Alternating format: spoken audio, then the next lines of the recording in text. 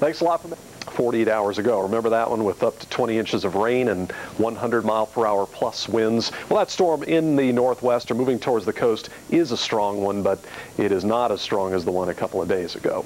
Let's go back to the northeast. First stop again is the northeastern quarter of the nation, and here we have a wintry mix.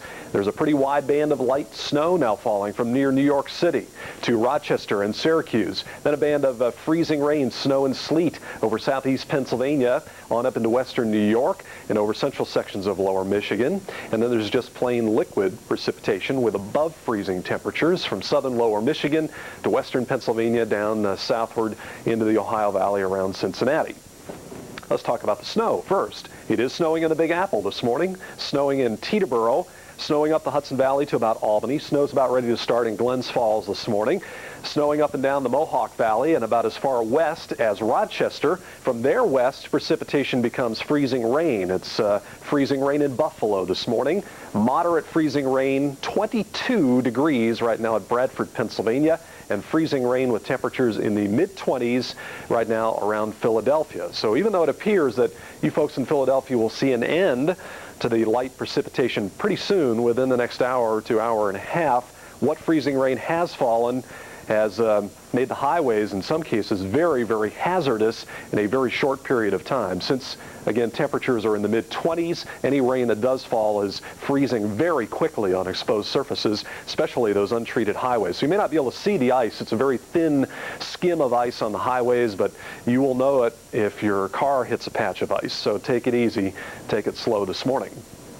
Around Trenton, mostly snow, some freezing rain and sleet mixing in. Same deal in Allentown right here, but it's still all snow around New York City, White Plains, Newburgh, and Poughkeepsie. Snow stretches up through the Catskills into the Mohawk Valley, as I mentioned, snowing at Syracuse, snowing at Utica, Rome, snowing in the Capital District, and the snow is lifting north toward Lake Placid, the Lake George region, Glens Falls and Hudson Falls, and soon we'll be moving into southern Vermont and western sections of Massachusetts. Now, as we head back to western Pennsylvania, this is rain around Pittsburgh and Aliquippa, as well as Akron, Canton, and Cleveland, Ohio. Just plain rain above freezing at Erie right now, but freezing rain, as I mentioned, at Buffalo, where it's about 25 degrees. Light snow in Rochester, 22.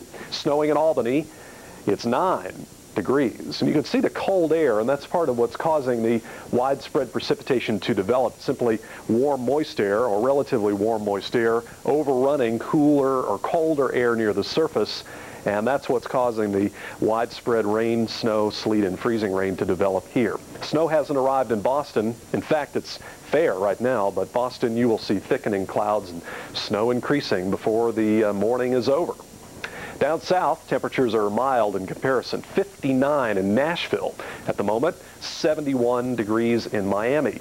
Now back in Texas, mostly 50s this morning. Before the day is finished, there will be 80s on the thermometer once again, and some of those 80s could be in the record books, like in San Angelo and Midland yesterday, where it reached 82 and 80. More about that snow in the northwest and the forecast for the rest of the nation with Cheryl on the Good Morning Forecast. Well, another very busy day is slated for the